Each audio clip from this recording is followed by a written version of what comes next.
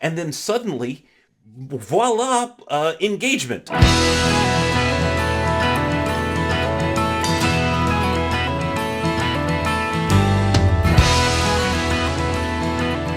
Hello and welcome to JudgeCast. This is episode 347. I'm one of your hosts, Bryan, and I am joined this evening, afternoon, morning drive to work by the one and only Charles Feather.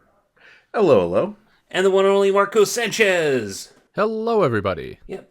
All right. So, this is, while it's our 347th podcast episode, this is our second episode, which will be up on our new YouTube channel. So, given the fact that we are a niche podcast dealing with judging and rules and stuff like that, what better thing to do to attract listeners than to have a niche conversation within an already very narrow niche, right? About a visual media. Yes, about a visual media. In this Podcast episode, Bros. yes, it's absolutely wonderful, amazing, no notes. In this episode, we're going to talk about how to make a conference presentation. All right. And you might be wondering, what exactly is a conference? If you've been around for a while, you know exactly what these are. You've got fond memories of them. But if you're relatively new, you might not know. So what is a judge conference? Or maybe it's called a summit. You know, depends. So generally it's a gathering of judges for the purpose of networking, learning, and finding out more about different roles, different skills, both hard and soft, that you might be interested in. Typically, it's organized by someone who has some level of experience at creating events. It can be a small group. A judge conference I've attended had as many as 6 people in it, or it could be extremely large and serve a greater region or immediately following a very big Magic event. You could have upwards of 200 judges in a space trying to attend this conference all at the same time.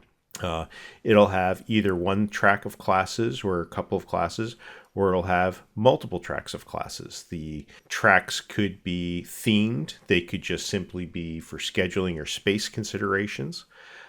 And the general concept is you sign up. You try and block out what classes you want to attend. Sometimes you'll have to sign up for the classes in particular in advance. Sometimes it's just you just show up and go to room 132. And then sometimes it's everything's in the same room because it's only 20 people, and you don't need to have different rooms. Right.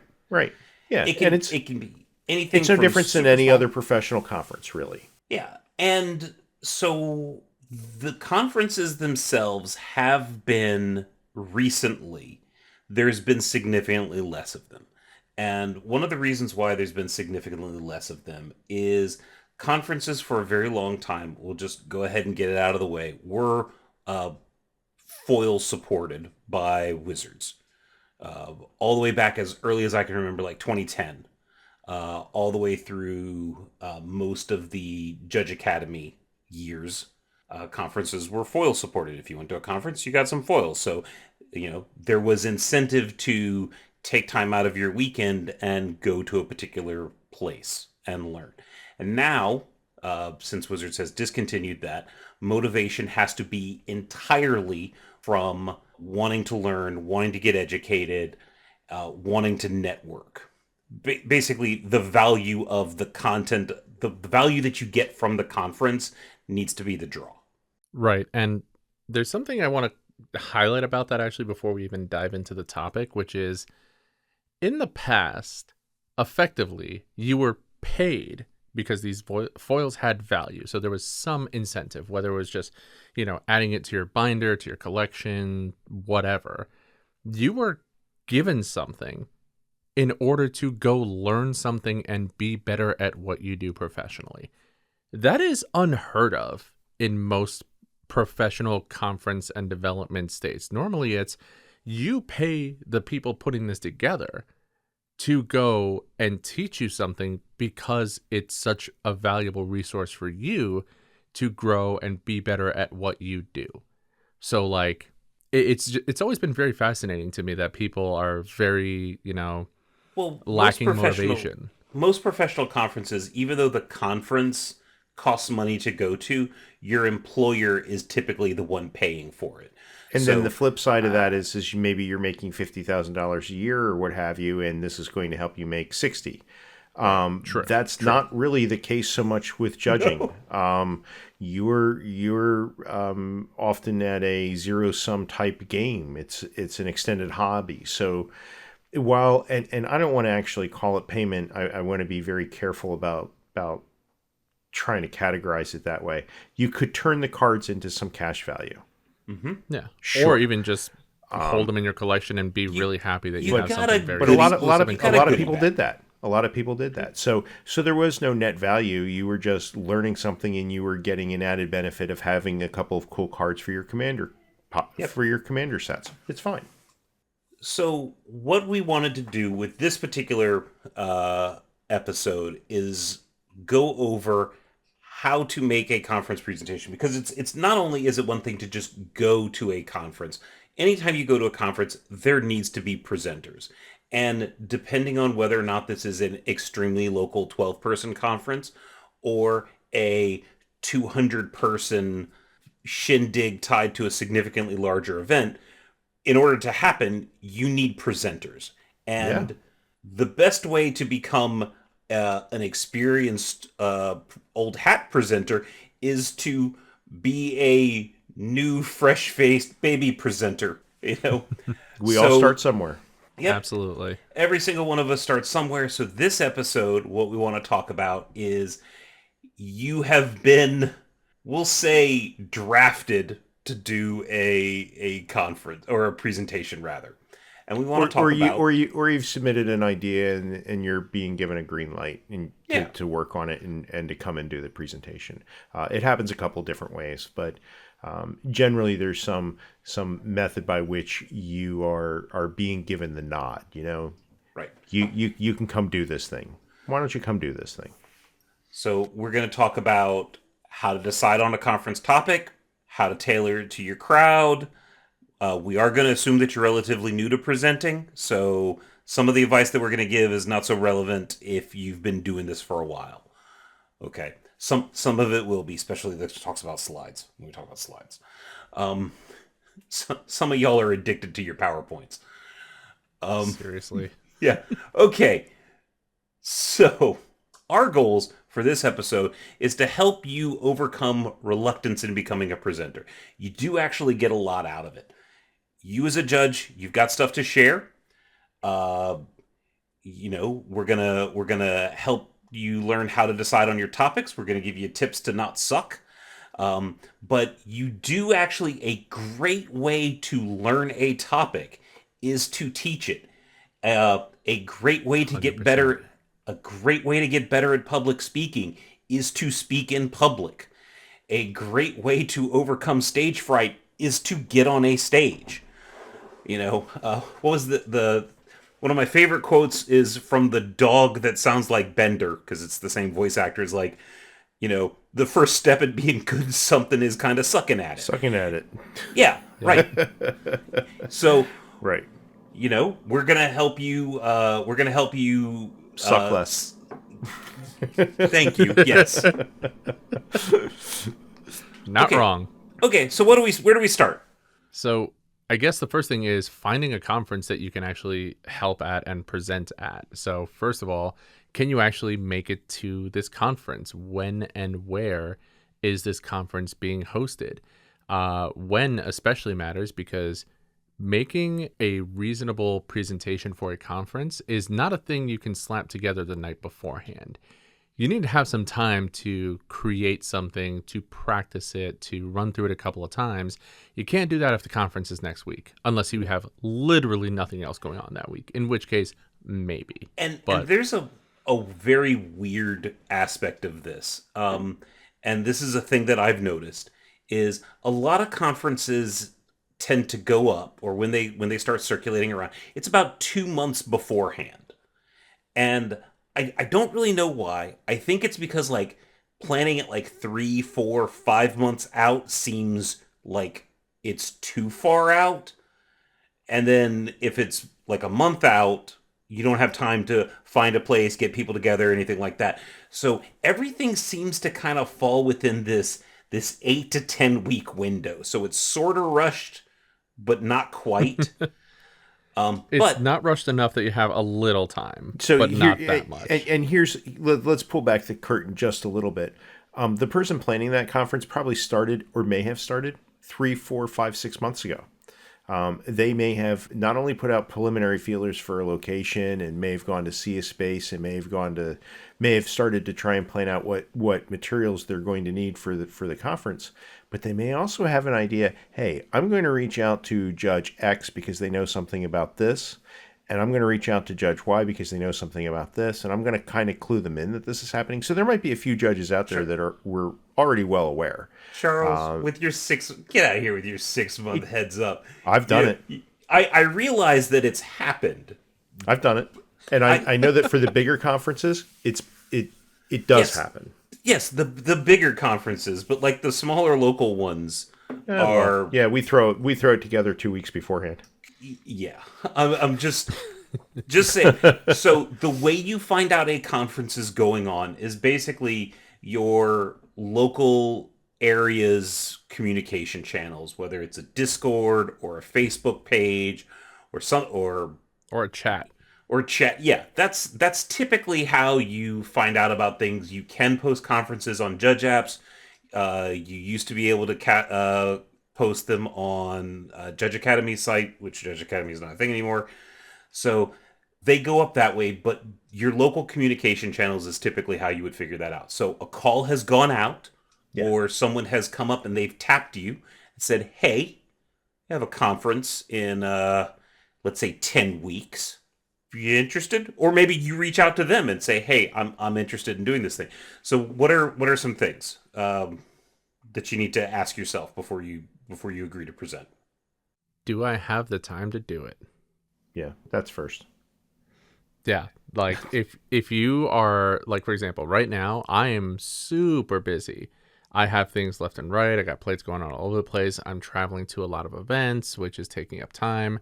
And if you asked me right now in this exact moment, hey, can you do a conference in 8 to 10 weeks? I'll be like, I don't know when in the world I would be able to fit in time to do that properly. So thank you, but no thanks. Maybe let me put you in touch with somebody else. Yep. So you want to know when and where it is. Okay. Can you make it? Can you commit to doing the time? Do you have to make travel plans? Is it tied to an event that you're already going to? Yeah, those are the best.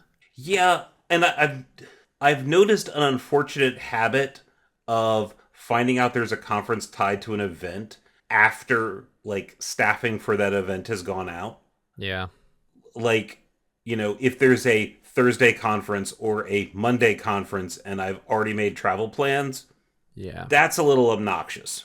But anyway, if you can't make it or you don't have time, as Marcos was saying, don't agree. It's fine to say no. Another thing to ask about is what are the needs of the organizer? Like sometimes conferences will have a particular theme or or are trying to help out a particular region. So there might be particular needs that are that your presentation, your seminar needs to fill. Yeah, Right. like it might be, for example, a level 2 conference, like for judges who are specifically actively working towards their level 2 certifications. Great. What are some topics that a new level 2 needs to know about? Focus on things like that. Or even within the conference, there may be a couple of goals the organizer has, and they're looking for help with a particular presentation on one of those topics. They may want a topic about how to run F&M successfully, or they may want a topic on a rules-based scenario that's been recent. Slow play is a great one, actually. Running a conference presentation on slow play is almost always needed. It's not always needed, but It'd be great if there were more of them. It's one of these things. Maybe the conference theme is soft skills, Yep. or maybe it's hard skills, or maybe it's we want to have policy deep dives. And so if you're not into one of those things, or maybe if you are really into those things, you can decide whether or not you are or aren't going to make a presentation based on those, or make a seminar rather. I shouldn't say presentation. Yeah. The worst and most difficult conversation to have that surrounds this is when you aren't sure as a presenter, potential presenter, what you might want to present about, and the conference organizer isn't entirely certain about what they need.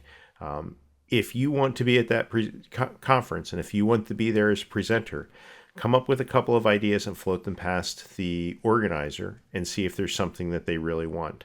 Asking the organizer what do they need will lead to this game of chicken and the egg, and it's terribly awkward. It's always better to have a couple of ideas, even if it's not what the organizer wants. These are things that you're interested in doing. Right. In college, I had a professor who taught CS 101, CS 201, and he was boring and terrible. I thought he was just awful. He was dry. He was uninspired. And then I took him for an AI class, an artificial intelligence class, programming in Lisp. Give my age a little bit. And he was energized, dynamic, interesting. And it was like, holy crap.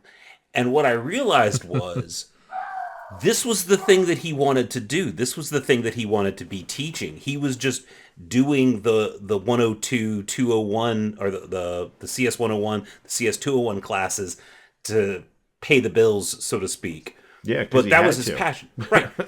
So if you can give a presentation on something that you know or that you're passionate about, it doesn't actually even have to be that you know, just something that you're passionate about, that's going to come through. So your presentation is going to be much, much, much better than something you're just kind of going through the motions on because you feel like you need to, or your arm was twisted into it, something like that. Yeah, and tangential to that, when you're looking, especially when you're looking to apply, like if there's a conference that's actively seeking presenters, if you want to throw your name in that hat, make sure that you're talking about not only something you're passionate about, but also it's even more helpful if you happen to be a subject matter expert on that particular topic. And you don't need to have a lot of experience necessarily in certain areas of judging to still be a subject matter expert in something that is helpful for judging. Yeah. I'll give a story about one of my first conference presentations was at the conference where I tested for L2.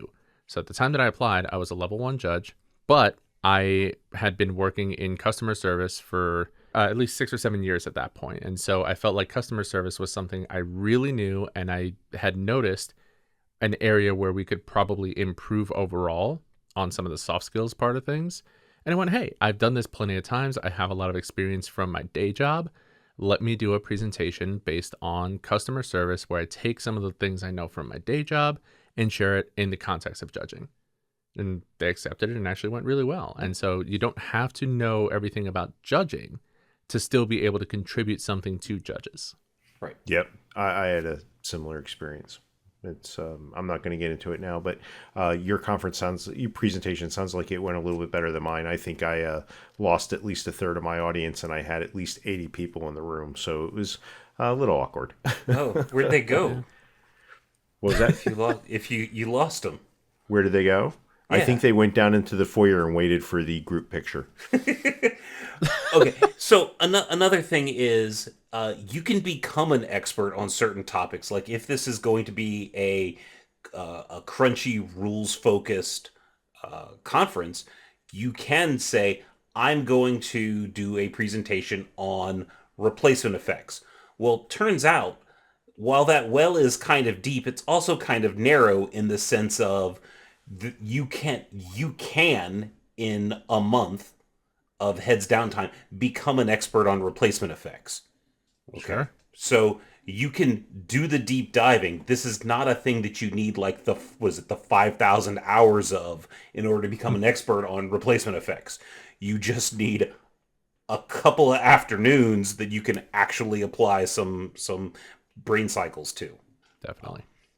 Okay, so what's something else to consider when you're trying to figure out what you're going to present on? Well, your intended audience, and I know that we've kind of mentioned it a couple of times already. We let the lead slip here a little bit, but who are you presenting for? Who are you presenting to? If you're presenting to L1s, you want to keep that in mind. You want to develop your conference presentation around more useful information for them. If you're presenting for L4s or L5s, there isn't anything that they need to hear that you would be presenting at L1 for the most part. Appeals, a conversation about how to take an appeal or how to do an appeal. It sounds completely different when you're talking to an L1 than when you're talking to an L4. So you need to keep in mind, who's going to be attending. If you don't know, it's probably L1s and L2s mostly, maybe a smattering of a couple of higher level judges. In most cases these days, especially with mid to smaller size conferences and gatherings, it's probably going to be for L1s and L2s. In fact, that's the bulk of judges out there. Let's not mince words here. Right. 80 to 90%. Yeah, of all judges are L2s. Unless the conference is very specifically billed as L2 plus or some kind of special invite-only type conference deal, it's probably a broad audience. So make sure that you understand who you're going to be talking to. And then after that, you need to know what your own personal goals are, right? Do you need to fix something that's a misconception that a lot of local judges may have? Okay. I laugh because I've specifically volunteered to present at a conference because at the previous conference I went to, someone taught a thing and I think they taught it wrong. So I was like, at the next one I was like, better. I want to present and I'm going to try and fix what was done. Yeah. Hey, spite is a great motivator. Spite is an amazing motivator. Are you a teacher? Do you want to learn how to present better for other reasons? Is this an opportunity for you to try a new presentation style that you've read up about that you think would be very well accepted in the community? Are you going to be doing this because you need to fulfill a advancement box on your road to L4 or L5 or whatever? We don't have those requirements specifically anymore, like in any of the programs. None of them can be filled through education? None of them require a conference presentation. No, but they can be filled through education, correct? I thought think create like educational content. Yeah, you can create as maintenance. I think, sure. but generally speaking, as you advance at higher levels, there's higher community involvement expectations from you. So, right. Feeling obligated to go to a particular conference and present because you're a senior judge and there's going to be a lot of junior judges there and they will be looking to learn. Like that is a reason. It's not nothing. It's, social obligations are a reason why you might go, is to fulfill those social obligations. And the last one also sounds a lot like that. The last one on our list here is to make a name for yourself, is how it's listed. But really, it's more than just that. Really, it's a way to help put yourself out there so that other judges know who you are, so that other judges see you as skilled or competent in a particular area. Having a judge that is a subject matter expert on replacement effects might be relevant. They might sit there and say, "Hey, I know that Judge X is a really good on rules and really solid and gave a great presentation and can probably talk to other judges in the event about this." It's helping to promote yourself. This is in part the networking part, and by being a presenter, you're kind of at the center of the networking hub. Along with the organizers. You're the face up in front that's helping people to understand a thing. And that's a great That's a great reason to do it. Yeah. Your goal could simply be, I've got something I want to say and I need to get it out. Okay, Calvin. Like, what's that? It sounded like Calvin and Hobbes for a second there. Oh, I mean, yeah, definitely. I have a tiger stuffed animal that. Never mind. I don't. Okay, so now here's a question. Now we're talking about maybe how to make a presentation, how to make a seminar, and if you already have one that you've made, or maybe you've borrowed, you've liberated from someone else. Can you reuse a previous seminar from someone else or from yourself? Yes, but. Yes, but. Yes, but. Okay. Love it. Big yes, but. asterisk there for sure. Okay. The first thing is let's look at the advantage, right? You reusing a presentation means that you don't have to start from the beginning. You don't have to start from square one. Whether or not you're using the content and you're going to put new pictures in, whether or not you're going to use the exact same thing that you used 6 months before for a different group, reusing a seminar that's been done or a presentation that's been done before is fine. There's no reason not to.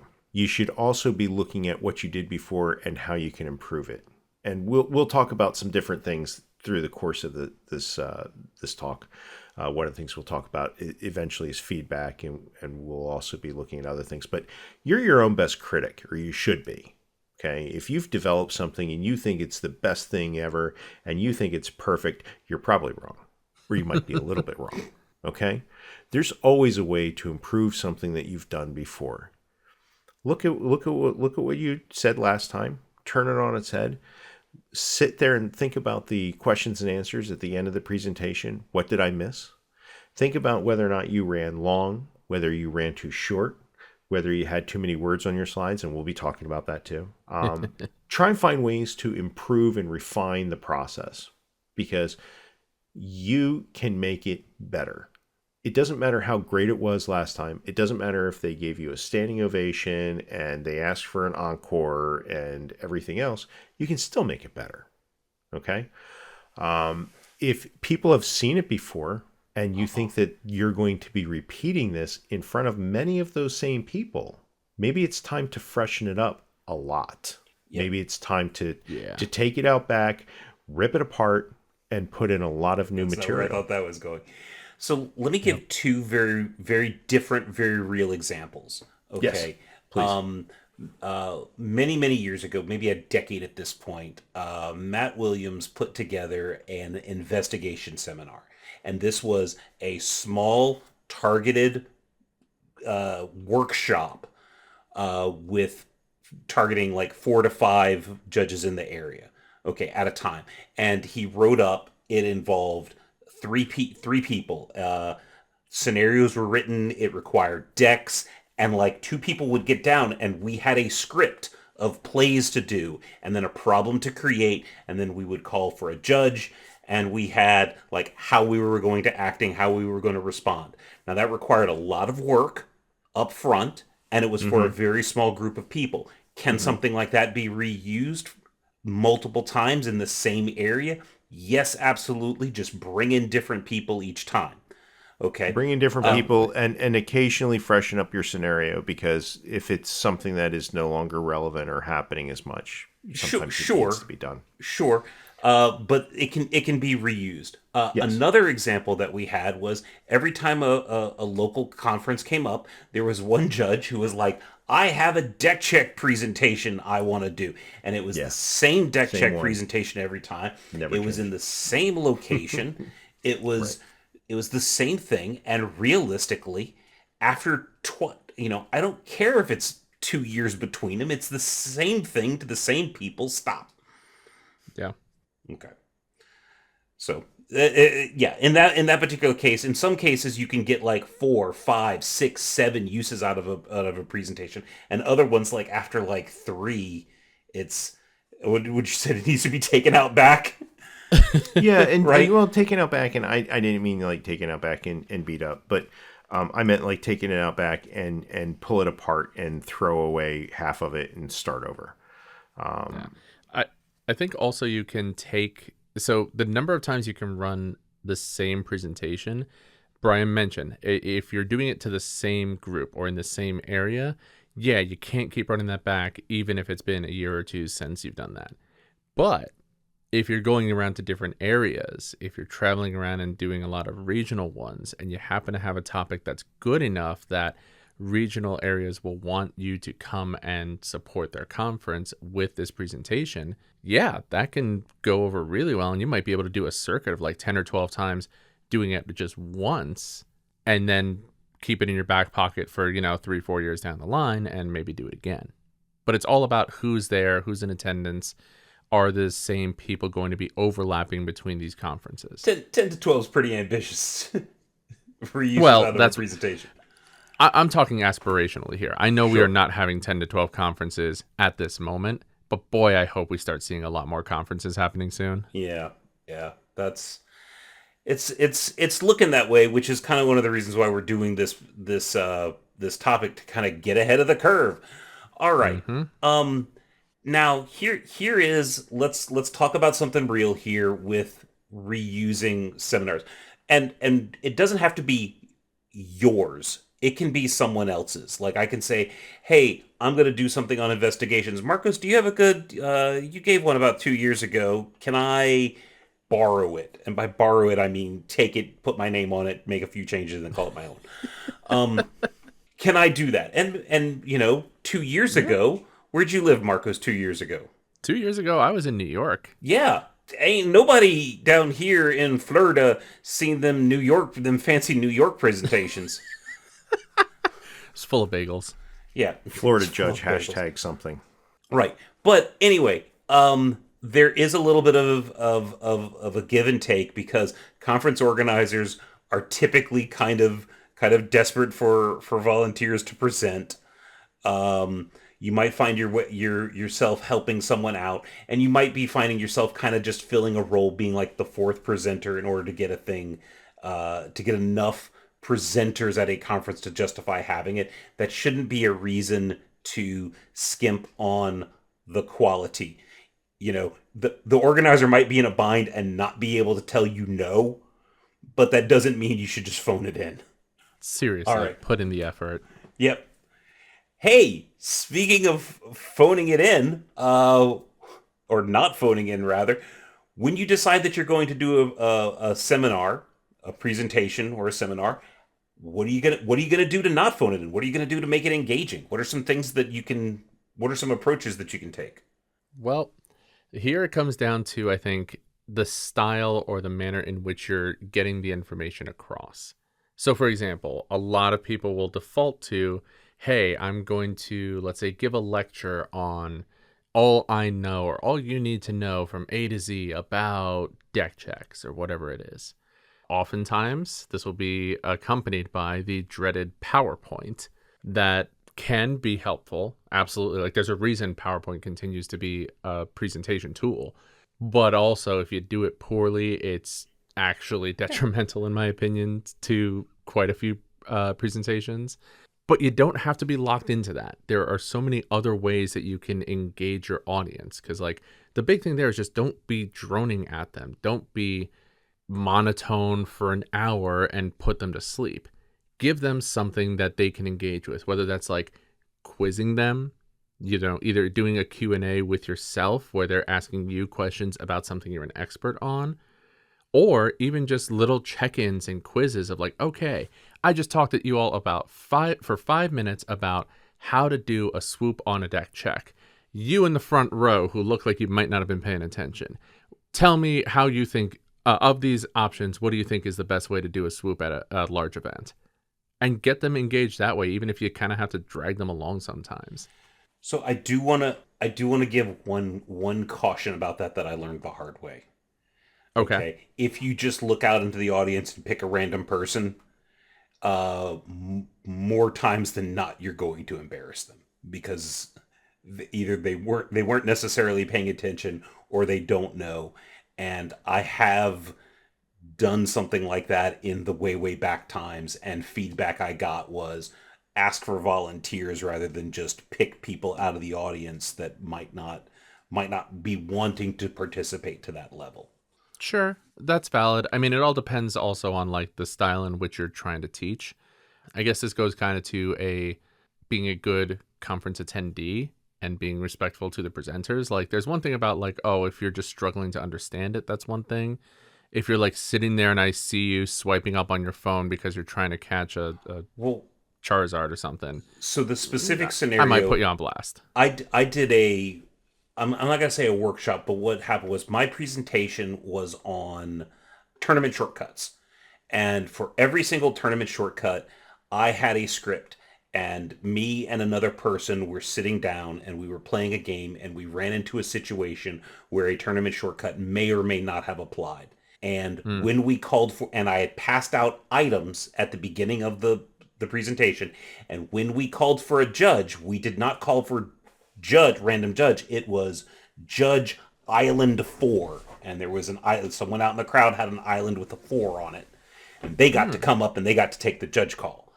And the feedback I got was that was absolutely terrifying, and people did not like that. And I was like, okay, cool.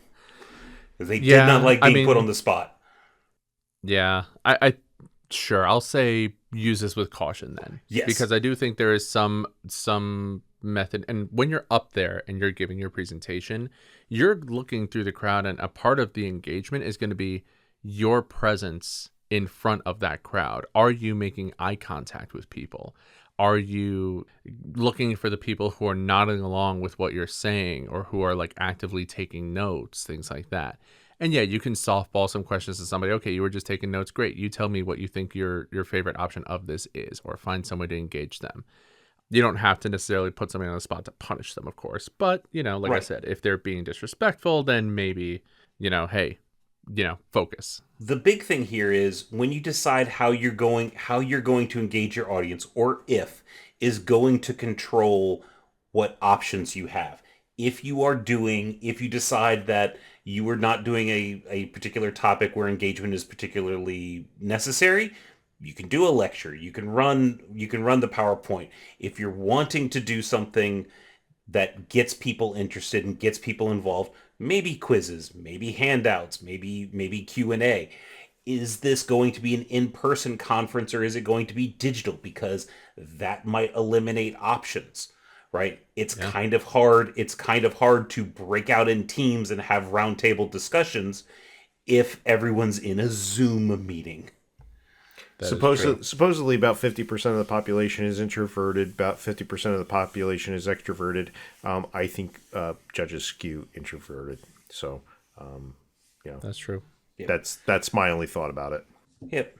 But one of the big things is, and I think Marcus, you said it earlier, if you start making these decisions the night before, it's gonna end up being a lecture PowerPoint. You will, because you do not have time to make a workshop or Q&A or handouts or a small sacrifice to the old gods. You can't knock that out in an evening. So depends on the size of the sacrifice, but yeah, it tends to get a little sloppy. You end up with the wrong demon. It's terrible. Yeah. Also, moon phases and everything. It's a whole ordeal. Moon phase? Phases. Oh yeah. You can't just sacrifice at any time. The moon phase is absolutely take into account when you're making a sacrifice. He said phases. I heard it. Okay, okay, but anyway, make sure you want to make a conscious effort to make that decision early, because if you make it late, you have it's sort of like laying in bed in the morning trying to decide whether you should get up or stay in bed. You are making your decision by not making a decision, right? Yep. Okay, so you've decided on your topic. You have decided how you are going to, what style you're going to do. Are you going to do a quiz? Are you going to do a workshop? Are you just going to sit back and say, AMA, ask me anything? So what? There have been presentations. Well, no, they're really not presentations, but there have been sessions that were AMAs. That's fine, but you still need to know what you're talking about. If you're going to do a presentation, number one, don't assume you know everything, right? Yep. Make sure that even if you feel like you are a subject matter expert, You're spending time in preparation. You're spending time talking to a few other people. You're spending time doing some research. Research is amazingly helpful. You could find out that there's something that you were not aware of. Maybe there was a change in policy and you think you're the policy expert. Maybe there was a rule change about how flip cards work or morph cards. Maybe there was something else that's happened in recent, the last month or so or a couple of months, and you just somehow missed it. So even if you know the topic, do some searches, reread the policy, try and find blogs. If you're not sure which blogs to search for, start with Toby, especially if it's policy. Listen to the JudgeCast episode where we may have gone over the thing. So long as the JudgeCast episode is within the last couple of years, it's probably it's wonderful. correct. It's flawless. If No it's notes. older than that, depends on what it is. No, even then, the older Even the then, better. even then, it's fine always wine. perfect. Yeah, it's Fine always wine. perfect. It's always perfect. Okay. But you need some different source material. You shouldn't get all of your answers from one place unless for some reason you're just doing something about rules and you're just going to use the CR. You can use Google for searches to find out things that you don't know. When you do know what your topic is and you start drilling down on it and you hit that wall, talk to another judge, someone who is experienced in this area that can help you with it. Or if for some reason you're a subject matter expert about something like emergencies and you're going to give a presentation about emergencies, don't talk to another judge. Go talk to somebody who knows something about how to handle emergencies in large events. I know that there have been presentations on this topic by more than one judge in the past and one non-judge. They just had this information that they really wanted to share, and it was relevant and timely, and it was accepted as a conference topic. So talk to the subject matter experts. Another thing, and I want to highlight this. Okay, for these show notes, for this very episode, I Googled tips for effective presentations. All right, even though I have given 30, 40, 50 presentations, and I have gotten awards at work for giving presentations and educational seminars. Okay, it is never a bad idea to go back and look and see what other people are saying and see what other people think are important and give thought, because there might be an article or material out there where you knew a thing but you didn't frame it in their way, and their way is actually better. So definitely read, research, and it's going to make you better in the topic, regardless of what it is. Yeah. As you're doing all this, you can start working on your rough draft. You can just make some notes. You can reference different things that you want to go back to again.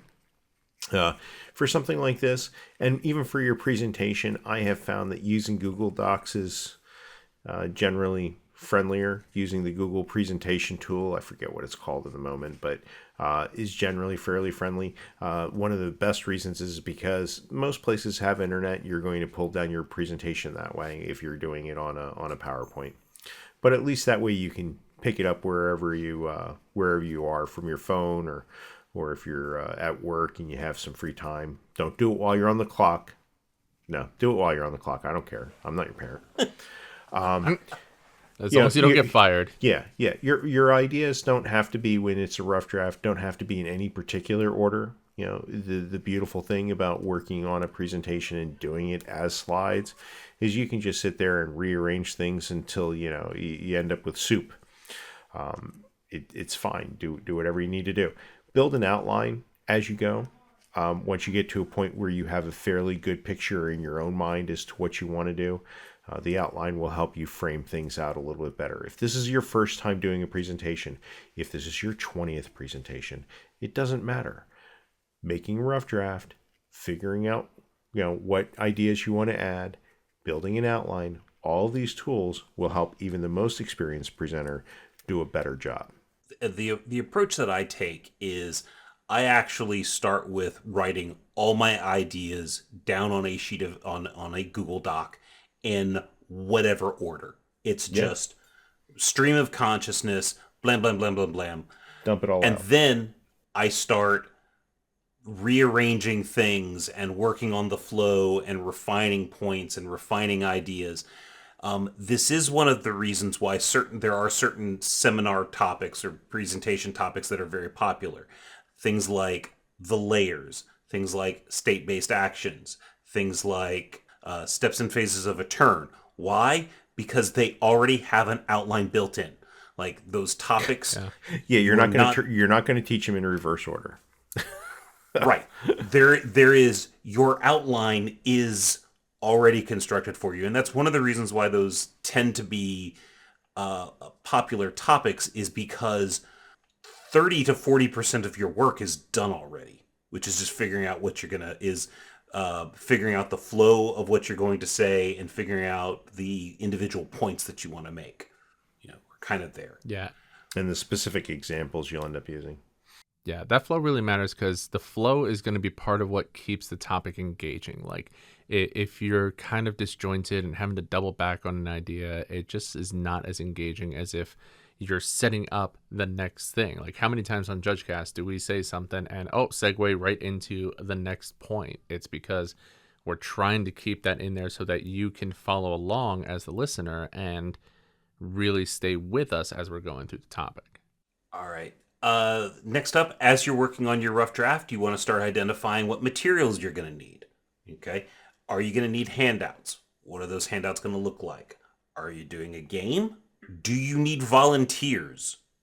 Like, do you need helpers? Like, that is a thing that you absolutely want to identify as early as possible and start asking people to communicate with.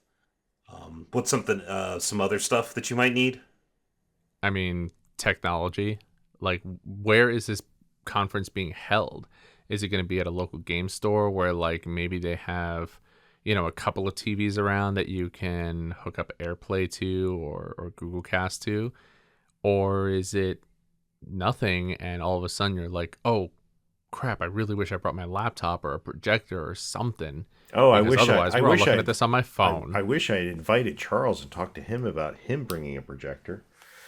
Exactly. Yeah. Okay. Projectors and screens are huge for a conference. If the conference organizer isn't already figuring this out, you need to have a plan for it. Okay. So the Southeast, we bought for our conferences, this was back on the Legacy program, we brought a projector screen to take to facilitate large conferences. Okay.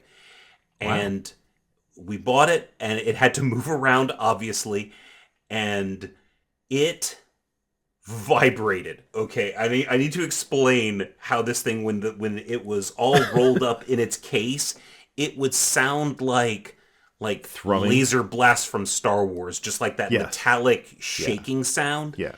Yeah.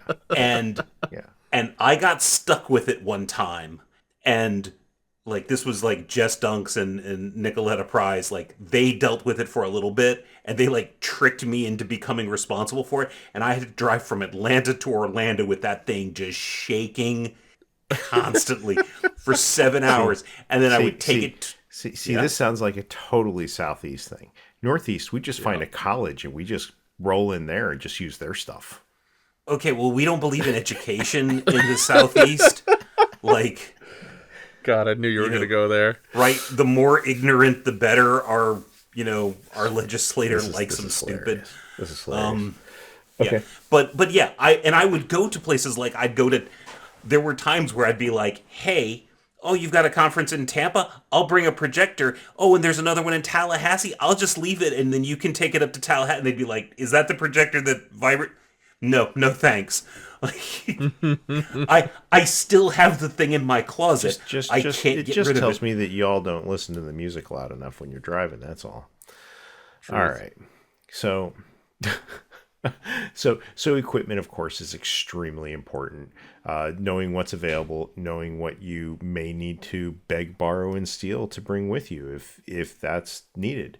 And then when it comes down to is working with people, and we talked about working with volunteers, and we talked about investigation presentations, and I guess that's really what we're focused on in the moment, because a lot of the ones where you ask for a volunteer in the moment, you just need a willing participant.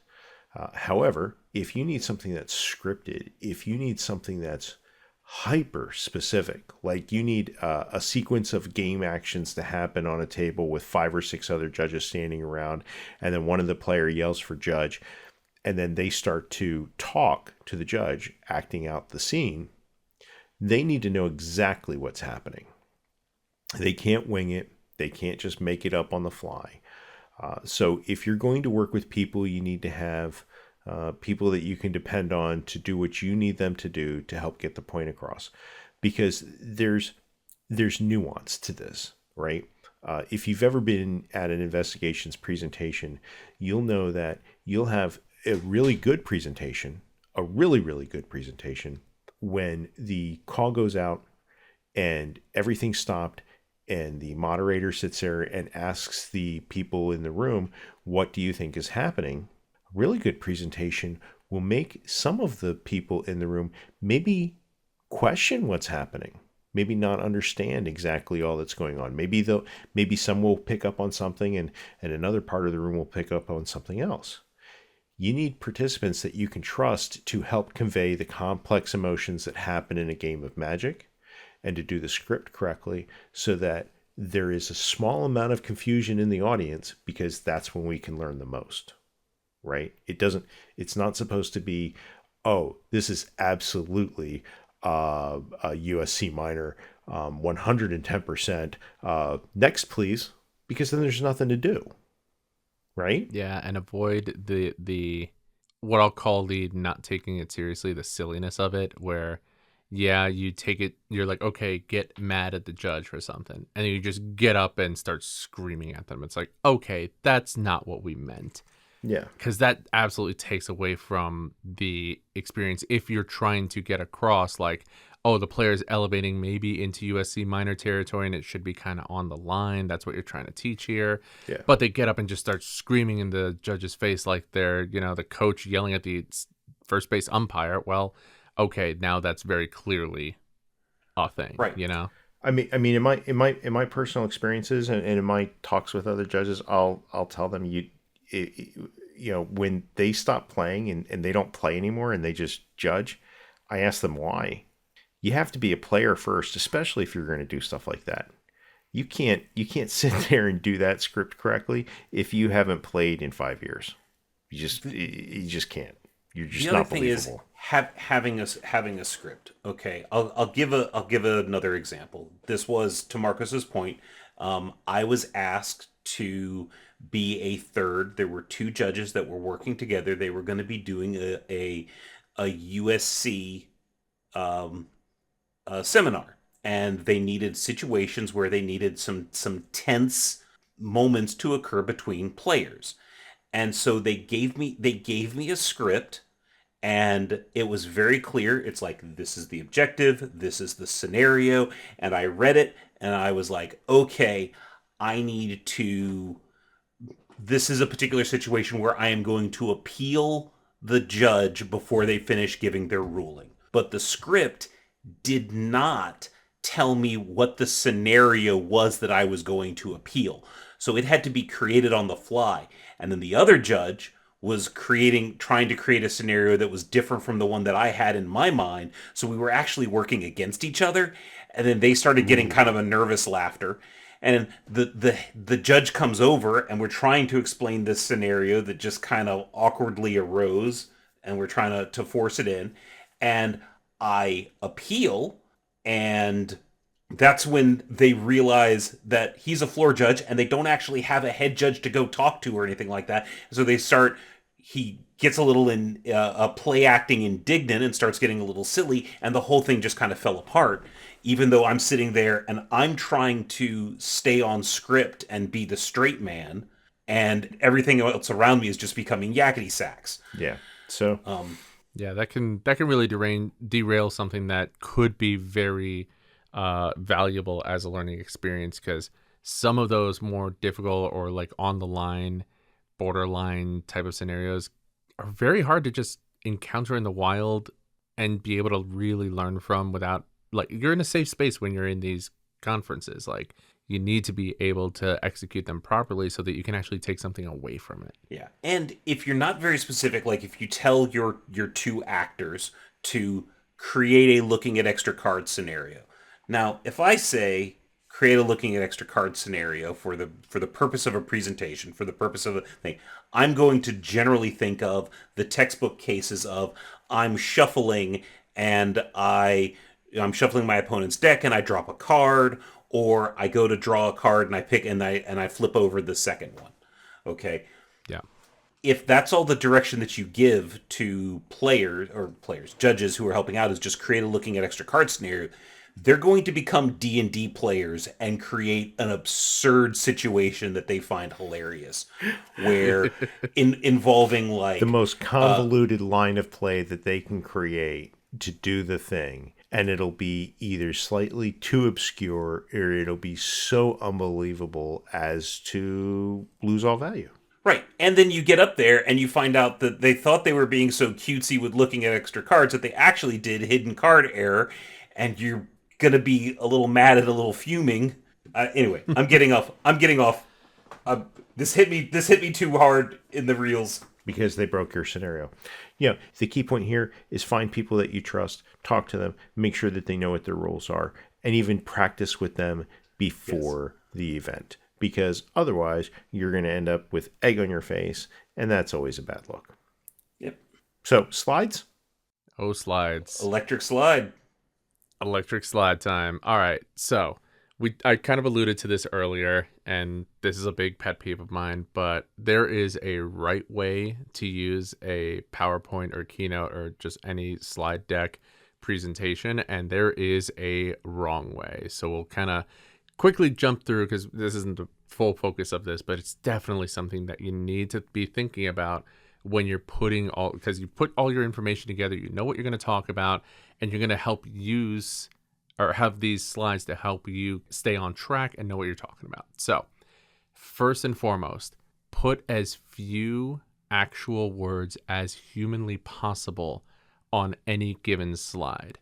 Now, whatever number you're thinking of or however few words you see on the slide in your mind, no, actually less than that.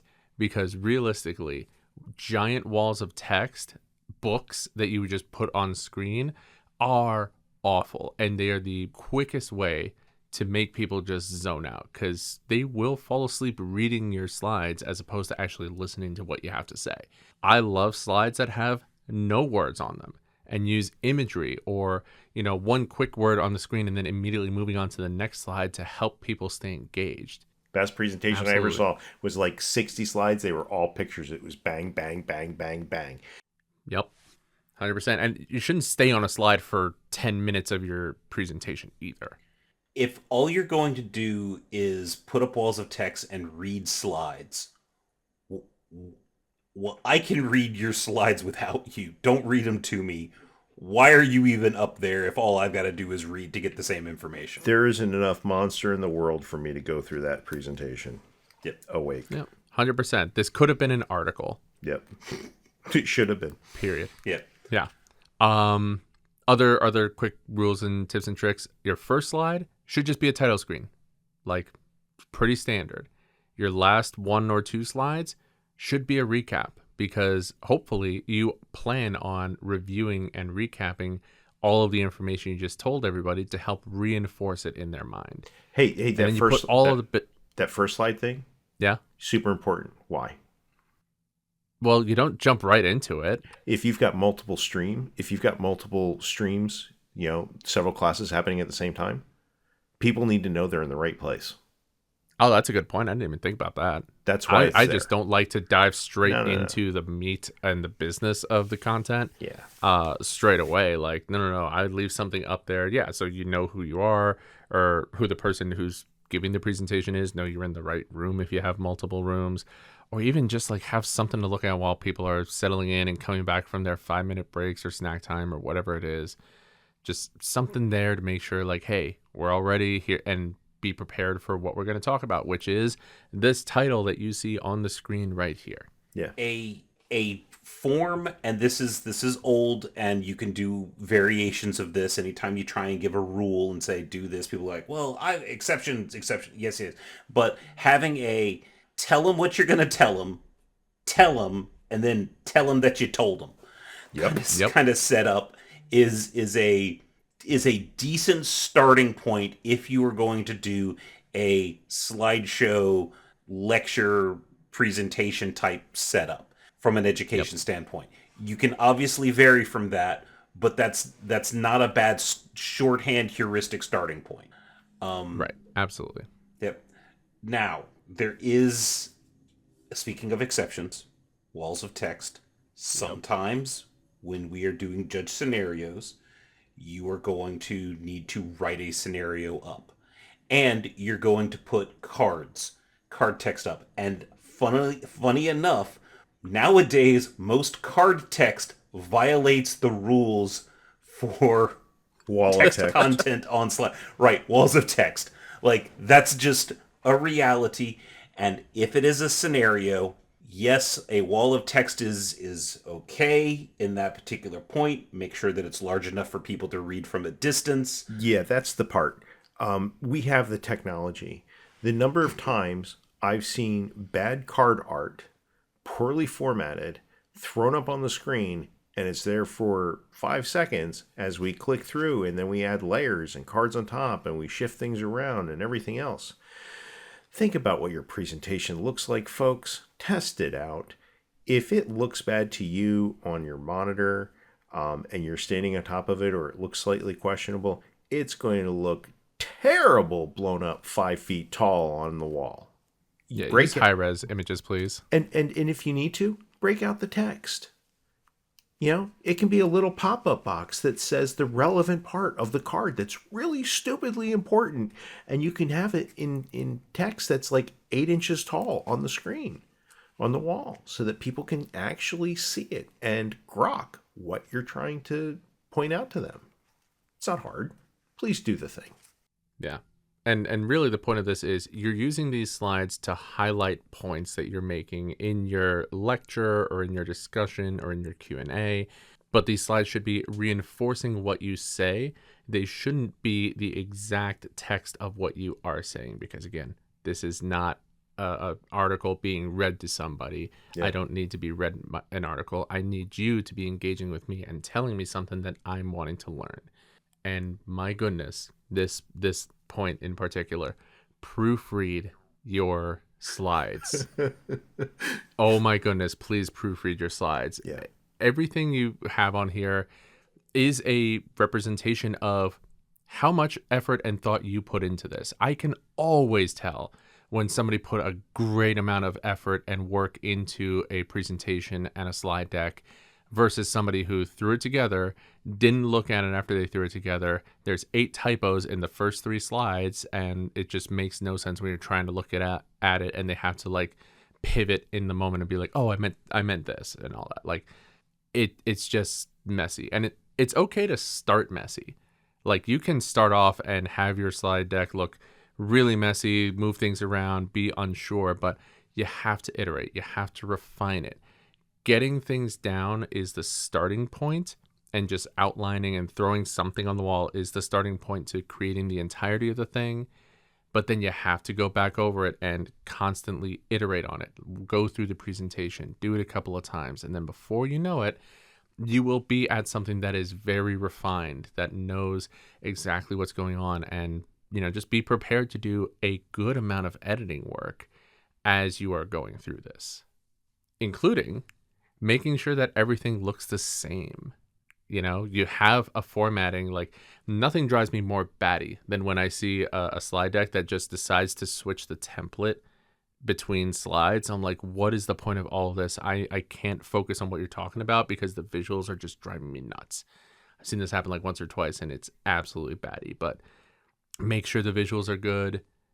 Use contrasting colors. Like don't put blue text on a black background, please. It just has to look good. It has to be something that holds up, and it has to show that you put more than 30 seconds worth of effort into it realistically. And then beyond that, don't fall into the trap of saying or of feeling like you need to make 50 or 100 slides for something that can only take 5 or 10. I know we talk about not staying on the same slide for 5 or 10 minutes of your presentation, but don't put in a billion slides in there that is basically just your script, just a different word on each slide either. Like, you have to find the sweet spot and start timing out kind of what you're doing to make sure that everything fits and that it's manageable while you're up there trying to present in front of a room full of people, field questions, manage the room, all that kind of stuff. But then also just to make sure that you're actually going to stay within your time. If you put so much information on here, you have 100 slides, and then before you know it, an hour is up and you've got to point number 2 of 8 that you were originally talking about doing, that's really bad. So that actually segues into the next tip for making a good presentation, and that's practice. The biggest point that I can make with practicing is when you start speaking and giving your presentation, if that's the first time those words have come out of your mouth, it's going to show. You're going to start a sentence and then realize that that's not the sentence that you want to say. You're going to make all the weird ums and uhs that I do every podcast, because in that particular case, those words are the first time they're coming out of my mouth. But when you're giving a presentation, practice. Know what you're going to say, because, and as part of doing practicing, you are going to realize when things don't sound right, like things don't flow. Boy, point C, I'm making points A, B, and C, but making A, C, and B would be so much better. That's when I'm talking about it, that's what I want to say. So then change it, move it around.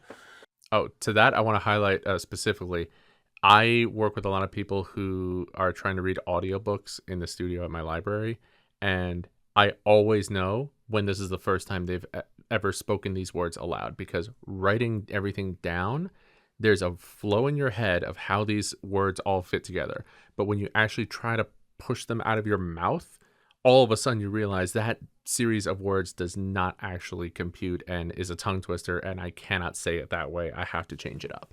Yeah, and even little advantages, like when we are doing, we've done a few YouTube episodes now for Judge Foundry, and we are writing scripts for those. I think because I've written a few of them, and since I've written them, I've seen those words before, and I've thought about them. There's a large difference when we are doing our dry run between when I'm reading the lines versus when one of the other people are reading the lines, simply because I've seen them, I've internalized them one time before, so I've got a little bit of a head start. Oh, my second take is always better than my first. That's Right. always the fact. The first Right. take is like a pancake. Be ready to throw it out and do the real take on the second one. Right, and that's kind of just to illustrate the point, is having seen the words, having thought about the words, having internalized them, you're going to do a lot better. But nothing replaces that, just saying the words out loud at least one time as a throwaway.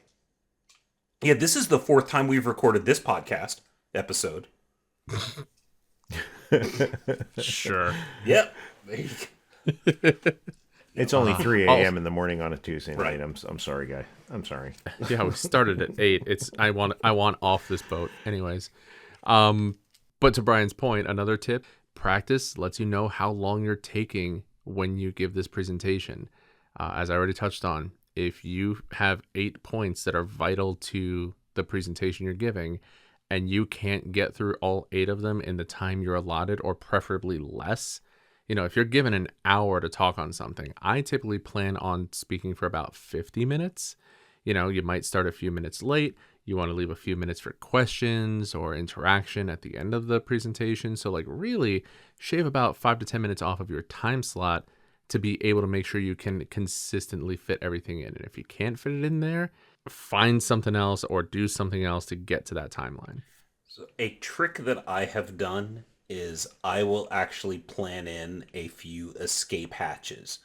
And what I mean by that is, if I have a particular topic that is going over, I have, and I realize we're talking for people who this is their first time potentially doing a presentation. This is more of like an advanced trick, but I will actually plan in this particular topic right here. If I am running over, I am going to, instead of spending these 3 minutes talking about it, I am going to spend 2 sentences. And then I just have that time reclaimed. Conversely, I should have one or two other topics that if I'm running fast and I need to expand on, then I have one or two items that I can wax poetic on. Yeah, the thing to fill out the, all right, anybody have any questions? And then you get crickets from the room. Yeah. It's like, oh, okay, that's the most awkward way to end your presentation. Like, Yep. find a way to dismount off of that. Yep. And I realize that this is not a thing that most people have been able to do, but having 300 episodes of JudgeCast under your belt really helps you be able to fill time talking about things. Just, Charles and I are getting there, don't worry. yeah, it's just a thing. Sure thing. What else? Oh, goodness. Don't read.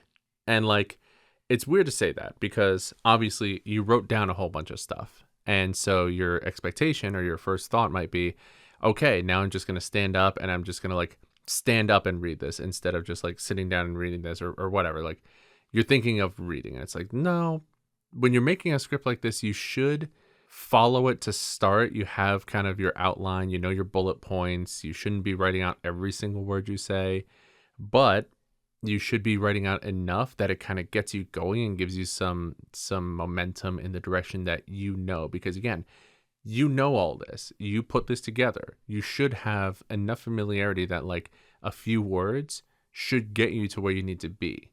Don't give yourself 8 pages of notes when you're trying to present. A few words, the better. So we also have, if you have group activities planned, and I've seen them done effectively in very large settings of judges, and I've seen them done effectively in small settings. But if you have group activities, you need to make sure that they have enough time to do the thing. There is nothing more frustrating than being given a group activity and having to rush through it at the end or to fit some arbitrary time on the wall because you didn't prepare well enough. You didn't give them enough time. It's almost better not to start something than to start it if you know that you have to chop off 3 or 4 minutes of the planned activity and it might actually affect the outcome in a negative way. And lastly, make sure that you're sharing this presentation with other people. Just because you want it to be a surprise or just because you want to put your best foot forward or any number of mental pretzels that you can bend yourself into doesn't mean that you should not take this thing that's brand new to you and share it with somebody else who knows, because they'll be able to sit there and do a couple of the what ifs and hopefully save you from feeling like you were unprepared in a certain way. Maybe they'll spot a critical thing that you should have talked about. Maybe they'll tell you this thing you really don't need to talk about because it's something everybody in the room already has strong knowledge about and you're spending too much time on it. Any way that they can help you refine your process is valuable, and make sure that you give it to somebody when you do give it to mentor, when you do give it to somebody who's a subject matter expert. Make sure they're willing to actually criticize you. Oh, yeah. Because there's nothing worse than sending it out there and having them tell you, oh, it's great. And then secretly inside, because they can't actually do conflict or whatever, sit there and think, oh my gosh, they're going to bomb so terribly. And then let you do that. Okay? You need to have somebody that you have a trust relationship with that feels comfortable enough giving you radical feedback, giving you that feedback that you may not be prepared to hear, but that you need to hear. So share it with somebody that has the time. Yeah, like time is good. Like if you say like, "Hey, can you review this?" and to someone who's like super busy and they look at it and they spend like 5 minutes looking at it and they go, "Yeah, this looks fine." Yeah, that's not a good. That's not good. I have pretty much an open door policy about another area in judging. But it also kind of extends to presentations. If you ever want somebody to look at presentations, I'm always happy to do so. I love looking at presentations. If I don't have the time, I'll tell you. I will not accept the request to look at your presentation unless you understand that I might give you feedback you don't like. One of the things that showing it to someone else will do is it will help identify the areas where everyone's going to have a problem with something. Okay, it's not necessarily going to pick up all problems, but it'll definitely show you the big 70-80% likelihood to run into problems type situations. So it's a good idea, especially when you're just starting out, to give it to someone else and show them and let them and show it to them in enough time so that they can look at it, give you feedback, and then you can act on it. If the seminar's on Saturday and you're giving it to them Friday night, you're gonna get what you get. You're not going to get anything that's overwhelmingly actionable because hopefully you've already practiced it a half dozen times, and by the time you get the revisions or the changes that really need to be made, you're not going to have time to incorporate them. And that's if they get it back to you. All right. So one of my favorite phrases, or one of my favorite sayings, is no plan survives contact with the enemy. And it's very true. A lot of times you'll plan, and your plan will fall apart. Having said that, D&D. many also, yes, Round very 2, much so. every single time. Absolutely. But what happens if, for example, you go to a conference, you've planned all this out, you've done so much work on getting your presentation up to a quality level that you're like, yeah, I'm proud of this. I think this is going to go really well. I'm very excited to do this. Now what happens if something goes off the rails that you did not plan for? So we're going to point out a few things that you'll probably want to plan for, or at least have like an idea of how you might want to handle, or an idea for how you might prep a little bit more, just that little extra step to make sure if this does happen that you're ready for it. So if the lemmings attack, First one. right? Yes, absolutely. Okay. So what if, and I think we kind of alluded to this earlier, what if all of a sudden the tech that you're relying on just does not work? Like, let's say, you've chosen a game store, but you know what? Their Wi-Fi went out for the day, and now you don't really have a good way to hook up your laptop to Wi-Fi. Do you have a backup? Does your phone work as a hotspot?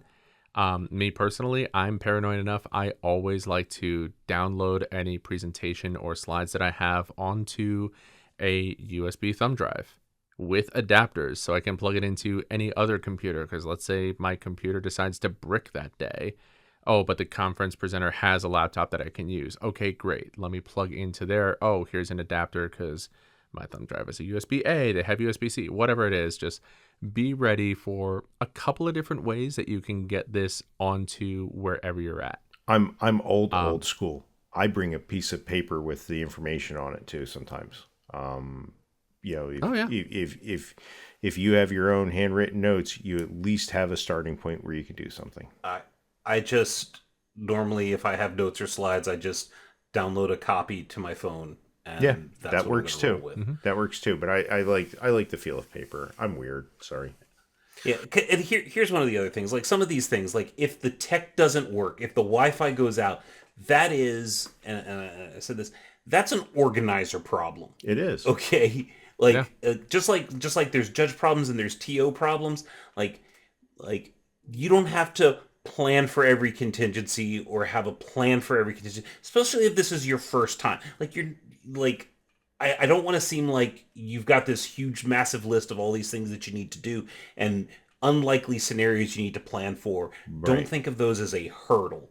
Okay. No. However, we're going to run through these just so if you do get exposed to them, it's not like, oh my God, I've never heard of this particular situation possibly happening before. Yeah. The preparedness is, this shouldn't be the first time you think about it, but you shouldn't be spending days thinking about everything that can be going wrong and catastrophizing it either. So, right.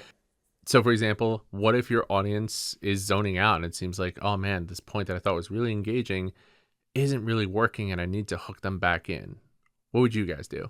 I would find some way to engage them in an audience participation deal as quickly as possible. I would ask them a question about the slide. I would let them talk for a few minutes right off the bat, and you should have that kind of built in.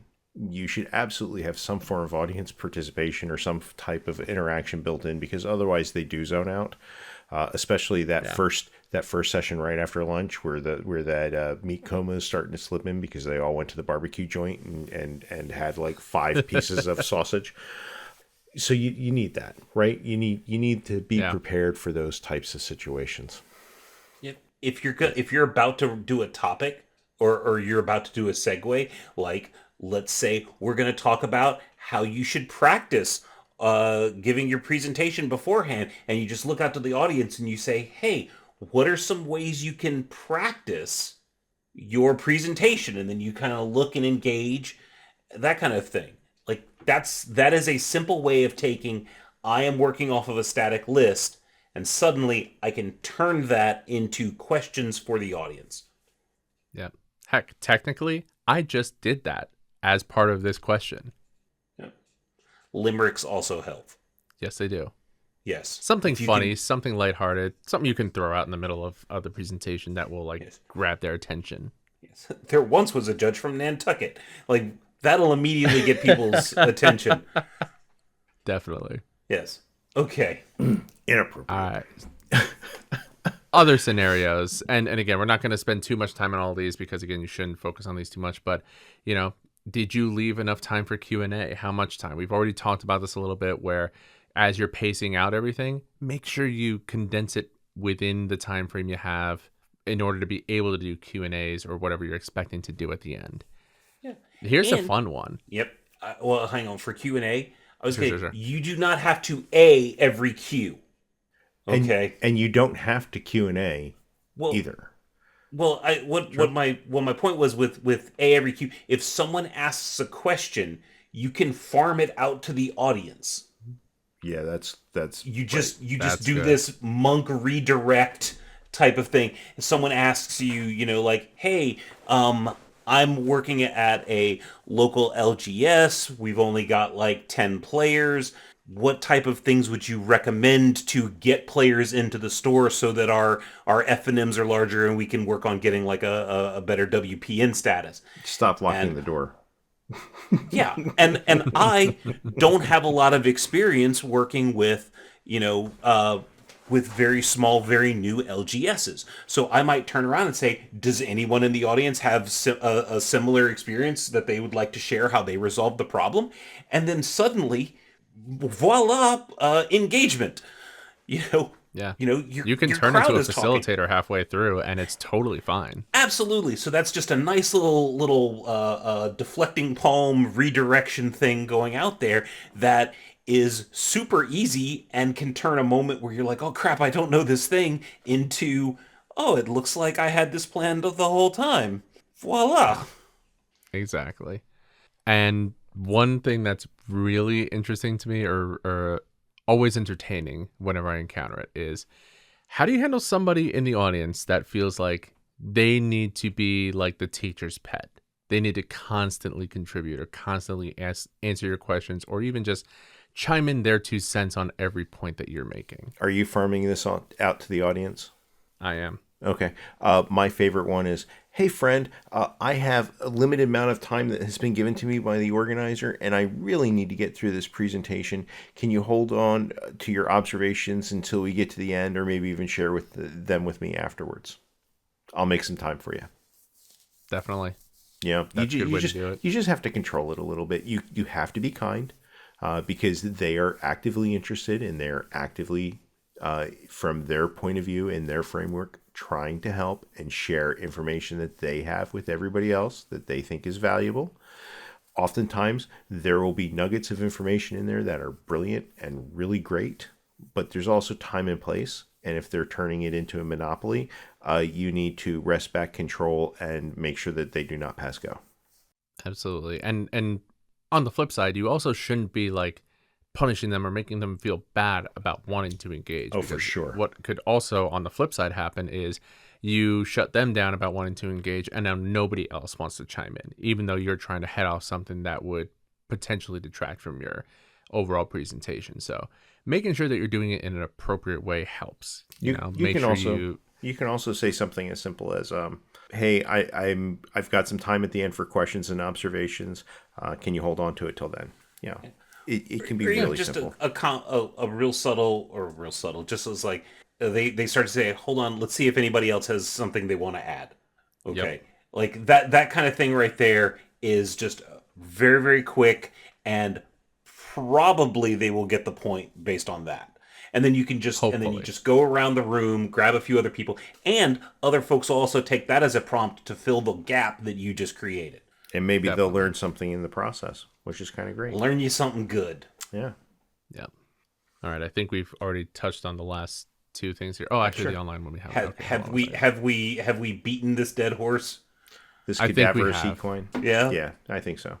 All right. Should we start getting into our closing slide and wrapping up? I absolutely Yeah, think so. pull up that closing slide. It's about All right. 55 minutes into the thing. We need to wrap up so that we can move on to our next session. That was funny. I thought it was anyway. I love it. So, Sorry, so I, look, like for I was a second, waiting for you to I took keep running with it. so I look, took you seriously. Yeah. So look, your last slide needs to wrap things up. Just as Bryan was mentioning earlier, you have the beginning and the end. You have the beginning and then the meat of it, and then at the end the recap. You want a final slide that lets people know how to find you, how they can contact you, talk to you about it. Your final slide or slides can also offer where they can find additional information about the topic of your presentation. There is no reason that you can't list a couple of your resources. I wouldn't list all of them, but if you found a particularly relevant and helpful document that contributed towards the development of your presentation, go ahead and share where they can find it. It's pretty great. Yeah. Yeah. One other thing, we have been talking predominantly to the lecture and slide type presentations. There are other ones. You can do a game show, you can do a workshop, you can do group work, and that changes certain dynamics. One of the reasons why we stuck to kind of a lecture Q&A slide is because if this is your first time, more than likely you are doing one of those things. More than likely Okay. you're doing it anyway. What's that? More than likely you're doing it anyway. More than likely you're doing it anyway because the workshops, the games, the handouts, like all of that stuff is additional effort. It's very cool, it's very rewarding, you will get massive mega kudos, but if you're looking to kind of break into it, you're probably going to be doing a TED Talk style type presentation. Yeah. So with your planning, if you are breaking people up into groups, plan on the time. Like, how long are you going to give them to do group work? Is your instructions clear? And not just to do the group work, but when you come back together, you're probably going to want to allocate time so that the groups can talk about the things that they worked on. Okay. So when it comes to planning, when it comes time to figuring things out, account for if you are doing one of the other things. Okay. Yeah. It's still good to have contact information at the end just so people can reach out. But a lot of times you might be like, okay, all the groups are done. Peace out, y'all, because you ended up having to give them more time. Yeah. All right. So your presentation's done. At the very end, your organizer, in every presentation I've been to ever for judging, there's been some kind of feedback option or requirement. So they will collect all that information, and hopefully within a couple of days, they'll actually forward the information to you. If your presentation was great, the feedback will be positive, and we'll have almost nothing remotely actionable for you. If your presentation was meh, the feedback will be positive, and we'll have almost nothing remotely actionable for you. If your presentation was terrible, you'll know, and the feedback will be mostly positive, and we'll have almost nothing remotely actionable. Get the point? There's a reason I read it this way. There's a reason I said it this way. There's a reason I did it this way. Your average feedback from a conference presentation is by somebody who is thankful, honestly thankful for your time and effort in putting it together. But most people really aren't bothered with sitting there and writing out the 5 different things that you could have done to really improve your presentation. Because they're there for 45 minutes or 50 minutes. You're there for 45, 50 minutes. And then they have to move on to the next one 5 minutes later. There isn't a lot of time for them to think about this. And a lot of the feedback is going to be, hey, great presentation. Thanks a lot. Thumbs up.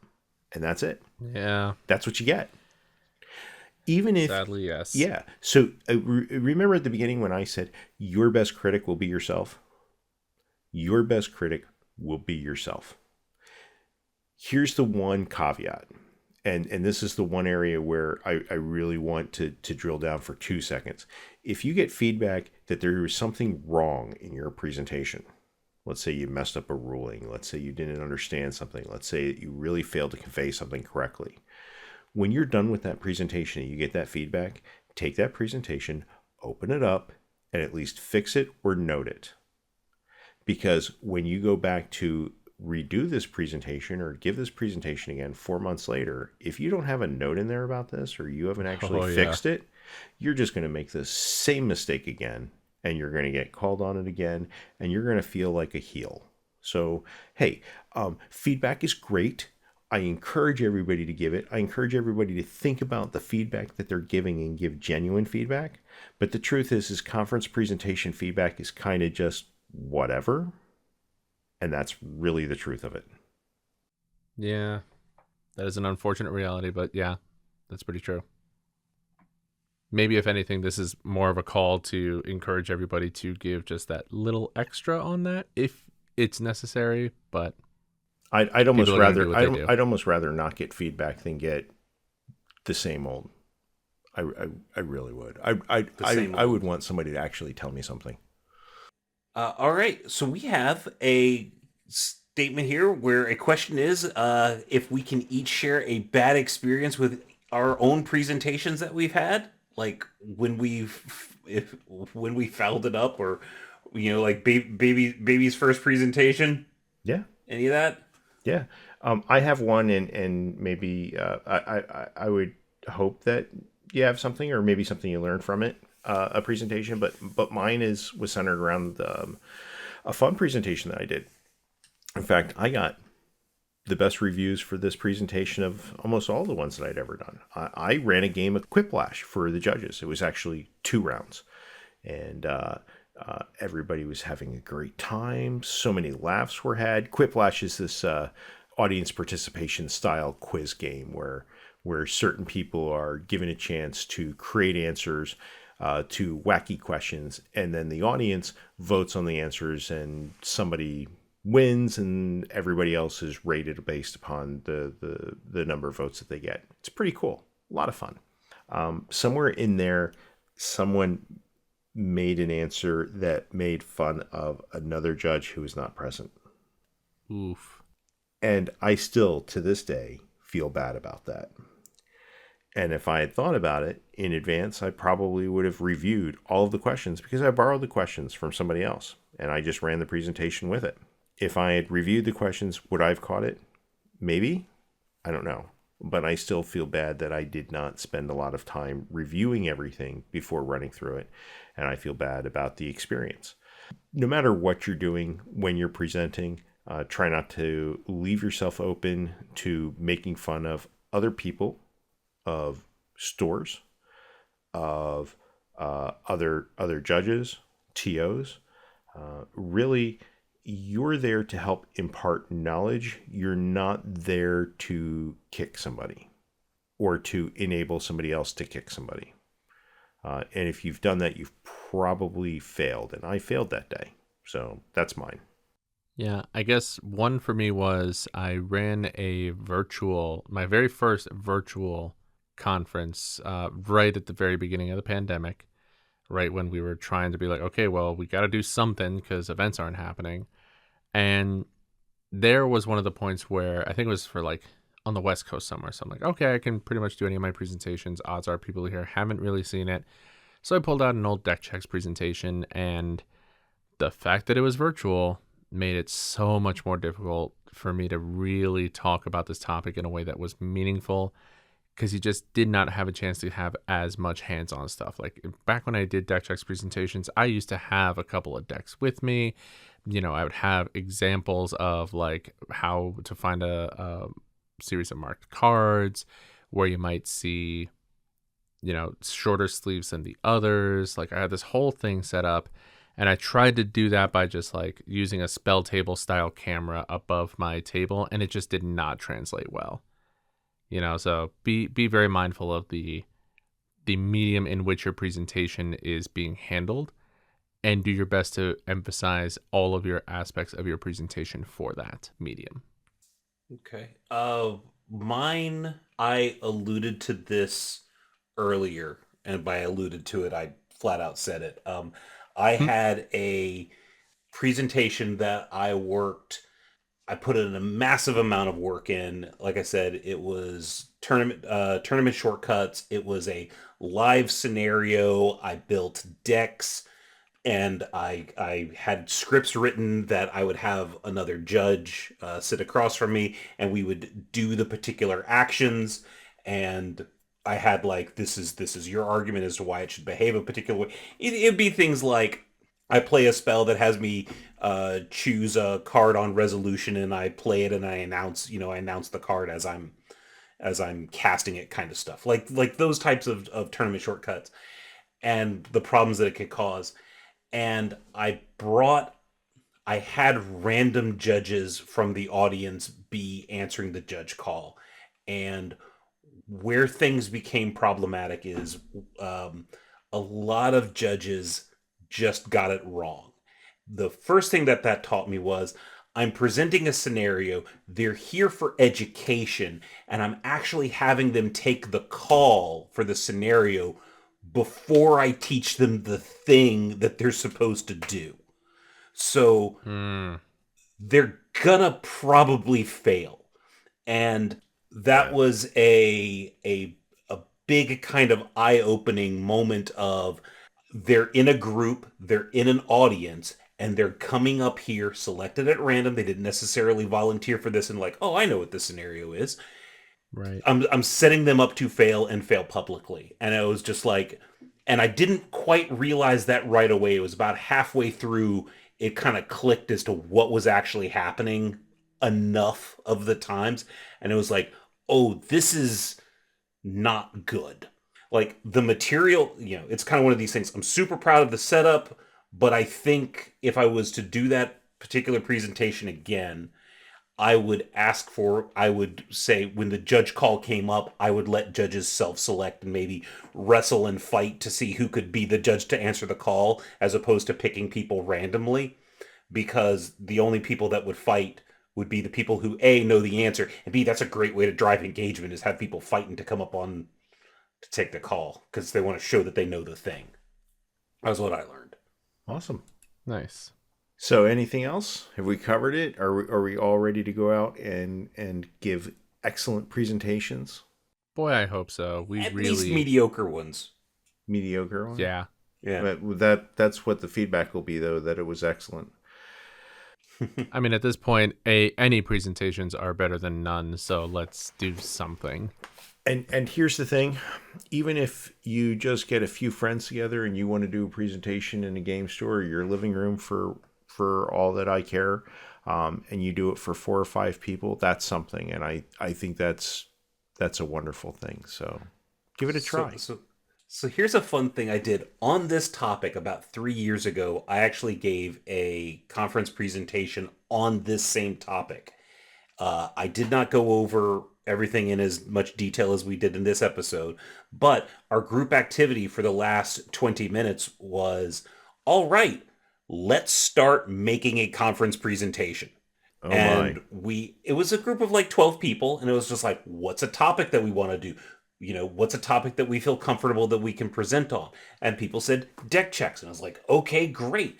Now let's talk about what we can do for deck checks. And they were like, oh, we could come up with lists and have errors. And I was like, okay. And how are we going to capture these things down? Oh, take them down in notes. Okay, let's start making notes. And in those 20 minutes, we actually came up with a actionable outline of a presentation on deck checks, just people calling out, making suggestions. So it's like, granted, we've been talking for an hour and a half on this stuff. You will in that same hour and a half where you apply to making a presentation, you will get significant, or you will get significant you will make significant progress. You'll have in- slides up and going. You know, you'll You'll be have an doing, outline. You'll be Yep. doing the thing. You'll be doing You'll have the a thing. plan. Yeah. Yes. Yeah. We have faith. Yep. All right. That's our episode. Join us next time as we have a special guest.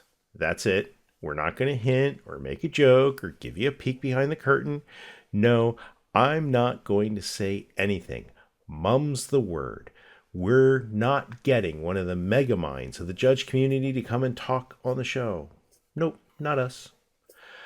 Until then, you can send us an email at judgecast@gmail.com, or like us on Facebook, or follow us on Twitter at JudgeCast and on BlueSky at judgecast.bsky.social, and check out any of our social media for invite links to our Discord server for judges new and old, fans, and anyone who supports the judging community.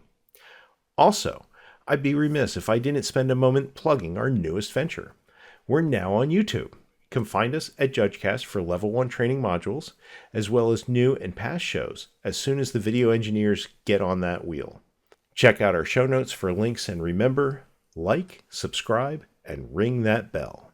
I'm Charles Featherer, and I keep it fair. I'm Marcos Sanchez, and I keep it fun. I'm Bryan Prillman, and these are the first time these words are coming out of my mouth.